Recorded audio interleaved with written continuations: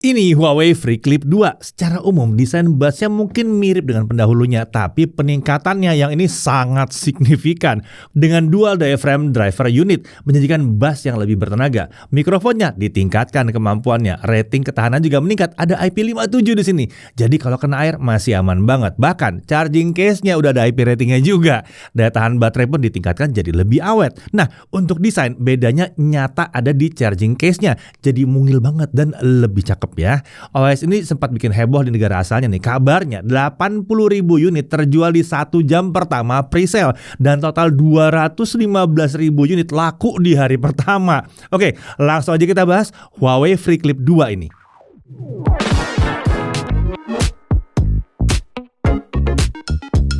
Ya, Huawei FreeClip 2 ini tentunya penerus dari OS mereka yang sebelumnya, Huawei FreeClip, yang udah masuk ke Indonesia di awal tahun 2024.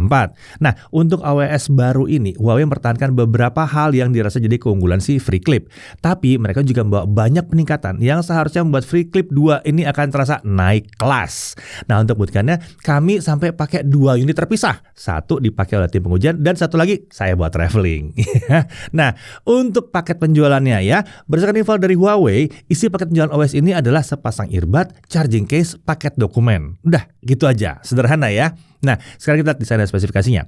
Huawei menggunakan Airy C Bridge Design untuk earbud OS ini. Ini mirip dengan FreeClip tapi udah disempurnakan. Bridge disebut terasa lebih lembut dengan skin-friendly liquid silicone dan pakai denim-like texture. Berbeda ya dari kebanyakan OS tipe lain yang ini kelihatan lebih fashionable aja ya. Nah, untuk durabilitas Bridge ada high performance shape memory alloy. Jadi, Bridge ini bisa kembali ke bentuk asalnya bahkan setelah dibengkokkan sampai 25.000 kali. Nah, untuk bobot, setiap earbud itu bobotnya 5 gram, sementara untuk case bobotnya 38 gram. Jadi total bobot OS ini kalau dibawa semuanya ada di 48 gram. Ringan yang satu ini. Untuk opsi warna ada black, white, dan blue. Nah, yang blue ini adalah andalannya FreeClip 2. Ya, untuk penggunaan earbud, FreeClip 2 ini dipasang di telinga kita dengan dijepitkan ke daun telinga seperti ini. Nah, saat kita banyak gerak, misalnya saat olahraga, earbud ini tetap bisa menempel dengan erat di daun telinga kita. Tapi nggak terasa yang menjepit terlalu kenceng, bahkan nyaris nggak terasa. Bobot yang ringan juga membuatnya nggak terasa jadi beban di telinga kita lah gitu ya. Nah, terkait earbud, bagian ini disebut sebagai acoustic ball dan posisinya ada di dekat lubang telinga. Ini jangan terbalik masangnya ya. Nah, di sini ada powerful dual diaphragm driver di dalamnya. Driver baru ini disebut menghasilkan suara yang lebih kencang dengan bass yang lebih baik. Sementara ini adalah comfort bin. Ini adanya diposisikan di belakang daun telinga. Nah, di comfort bin ini ada area yang bisa menerima input gesture swipe. Nah, ini baru ya, swipe ini ya. Oke, lalu earbud ini disebut punya IP rating di IP57, jadi aman kalau kena air. Tapi perhatikan, ini bukan berarti kita bisa pakai earbud ini saat berenang. Atau earbud ini juga jangan dicuci dengan direndam di air juga, lebih buat jaga-jaga aja. Oke, untuk daya tahan baterainya dijanjikan sampai 9 jam dalam sekali isi ulang. Sedikit meningkat dibandingkan FreeClip yang pertama nih ya, janjinya ya. Nah, kalau kita pakai charging case berarti katanya bisa sampai sekitar 38 jam totalnya. Berarti si case bisa digunakan untuk mengisi ulang kedua earbud sekitar 3 kali. Oh ya, case ini ringkas ya untuk OS ya. Bahkan jauh lebih ringkas dari case FreeClip versi awal. Lebih ramping dan lebih mungil lah yang satu ini. Ini karena posisi kedua earbud itu sengaja di cross seperti ini saat dipasang ke case ya. Ini mengurangi kebutuhan ruang untuk menempatkan kedua earbud. Tentunya case yang lebih ringkas ini membuatnya jadi lebih mudah untuk dibawa-bawa. Lalu kemudian di sini ada satu port USB-C di dasar case dan ada juga lampu indikator di bagian depan serta tombol pengoperasian di sisi kanan. Oh ya, dalam kondisi tertutup, charging case ini punya IP rating loh di IP54. Ini sepertinya baru pertama kali kami dengar ada charging case punya daya tahan terhadap air. Tapi ya ini sekedar untuk tahan terhadap cipratan atau air hujan aja ya. Oke, kita coba pakai OS Huawei FreeClip 2 ini. Untuk pairing pertama, kita bisa lepas earbud dari case dan OS ini akan otomatis masuk ke mode pairing. Sementara untuk pairing-pairing berikutnya, untuk masuk ke mode pairing, kita bisa menekan tombol di kanan case selama 2 detik. Nah, saat kedua earbud ada dalam case ya tentunya ya. Nah, setelah pairing sukses, OS ini sudah bisa kita gunakan untuk teleponan atau menikmati musik. Terkait konektivitas, OS ini mendukung Bluetooth 6.0 serta kodek SBC, AAC, serta ada juga L2HC atau LHDC ya. Nah, untuk gesture secara standar ada beberapa yang sudah tersedia untuk pengendalian media. Tap 2 kali di earbud kiri atau kanan itu untuk play atau pause. Tap 3 kali di earbud kiri atau kanan untuk next track. Lalu swipe up di comfort bin kiri atau kanan itu volume up. Kalau kita swipe down di comfort bin yang kiri atau kanan itu volume down. Oh ya, untuk tap ini tidak harus di area tertentu ya. Itu bisa di mana saja selama tap kita mengenai bagian earbud. Bahkan kita nge-tap di bridge-nya pun bisa. Sementara untuk pengendalian panggilan itu ada gesture tap 2 kali di earbud kiri atau kanan untuk menerima panggilan masuk atau menutup panggilan yang sedang berlangsung. Kalau butuh gesture atau fungsi yang lain, kita bisa atur ya di aplikasi pendukung OS ini, termasuk untuk panggil voice assistant juga.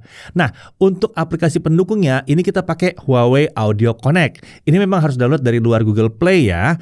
Nah, selain pengaturan gesture, ada juga beberapa fungsi lain. Salah satunya adalah mengaktifkan head control. Jadi kita bisa pakai gesture mengangguk untuk menerima panggilan masuk dan menggeleng untuk menolaknya. Fungsi lain ada? Ada. Di sini masih ada pemantauan baterai, lalu ada juga sound effect alias pilihan equalizer, serta ada juga custom EQ yang bisa kita atur sendiri. Ini cukup lengkap ya, slidernya bisa untuk 10 band equalizernya ya. Lalu ada juga pengaturan wear detection, multi connect, low audio latency, drop detection, serta fitur find device dan update juga ada. Oh ya, OS ini juga punya fitur auto switch untuk earbud left dan right ya. Jadi nggak perlu cek dulu mana yang earbud kiri atau kanan, langsung pasang aja. OS ini bisa menyelesaikan secara otomatis. Mungkin itu sebabnya penanda kanan dan kirinya nggak ada di sini, biar nggak usah pusing-pusing nyari-nyari juga ya. Sekarang mari kita coba cek kualitas suara OS ini. Untuk pengujian kita pakai kodek AAC ya, yang berlaku tentunya untuk semua smartphone bisa ya. Untuk sound effect kita pakai default aja. Nah, saat kami mencoba mendengarkan beberapa lagu, kami merasa OS ini menghasilkan bass yang mencukupi ya, udah bulat dan benar-benar terasa sih sebetulnya. Belum bisa mendentum kencang banget, tapi untuk bass yang mendekati mid ini udah terdengar banget loh di sini ya. Lumayan rapi juga untuk sebuah OS, ini sudah termasuk hitungan kelas atas sebetulnya. Lalu untuk mid ini udah terasa mantap, relatif bersih dan terjaga juga. Sementara untuk treble masih terasa sedikit kurang rapi kalau kita ada di volume yang tinggi, tapi bukan sampai yang rusak juga ya. Dan yang penting tidak terasa tajam sampai menusuk telinga. Nah, kalau butuh fine tuning karakter suaranya, aplikasi Audio Connect bisa membantu, dan respon OS ini terhadap pengubahan equalizer juga lumayan bagus di sini. Separasi suara juga terbilang mantep untuk sebuah OS ya. Volume suara terbilang relatif lantang di sini. Nah nih, bahkan di volume 50% pun kami sudah merasa suara di sekitar kita tuh udah tutup gitu ya. Kalau mau suara dari sekitar kita masih terdengar dengan baik, volume tuh harus di kisaran ya 35-30% lah ya. Yang jelas kalau dibandingkan dengan pendahulunya, versi kedua ini jelas jauh lebih lantang. Nah, Huawei menyebutkan kalau di OS ini ada fitur adaptif audio untuk berbagai skenario. Volume disebutkan bisa dinaikkan atau diturunkan sesuai dengan kondisi di sekitar kita. Bagaimana kalau kita atur volume secara manual ke tingkat yang tinggi? Nah, saat kami coba sampai volume di kisaran 60% pun kualitas suara itu sebetulnya masih relatif terjaga ya. Tapi begitu nyentuh 80% ke atas, penurunan kualitas suara sudah mulai terasa. Separasi berkurang, bass dan mid terasa tumpang tindih, dan di 90% mid itu sudah menguasai sekali. Tapi sepertinya ini masih cukup wajar, mengingat kemungkinan kita akan ngencengin suara sampai 80% ke atas itu untuk bisa mendengarkan pembicaraan telepon dengan lebih baik. Jadi kalau midnya meningkat itu udah wajar. Lagi pula kalau kita mau dengerin musik sih harusnya mentok di kisaran 70% aja, karena itu udah kenceng banget dan kita udah sulit mendengar suara dari sekeliling kita. Jadi saran kami, kalau mau menikmati kualitas suara yang ditawarkan OS ini, gunakan volume maksimum di sekitar 55-70% aja. Sementara untuk menggunakan OS ini sebagai pengisi ambience musik di keseharian, saran kami sih di kisaran 30% aja. Secara umum kami merasa bahwa suara yang ditawarkan oleh si FreeClip 2 ini memang meningkat lumayan jauh kalau dibandingkan dengan pendahulunya. Ini membuat FreeClip 2 terasa berada di kelas yang berbeda dibandingkan pendahulunya. Oke, sekarang kita coba juga mikrofon dari OS ini. Memang cuma ada 2 mikrofon di OS ini, tapi ada VPU dan DNN yang harusnya bisa menawarkan ANC yang memadai. Apalagi Huawei juga menyebutkan ada NPU yang mendukung Crystal Clear Voice Call. Oke, mari kita dengar aja hasil rekaman suaranya. Oke, saat ini kita coba simulasikan riuhnya kemacetan untuk menguji kemampuan noise cancelling dari mikrofon TWS Huawei yang satu ini. Suara yang kalian dengar saat ini adalah hasil dari mikrofon kamera kita. Nah, kalau yang ini adalah hasil dari mikrofon TWS Huawei yang satu ini.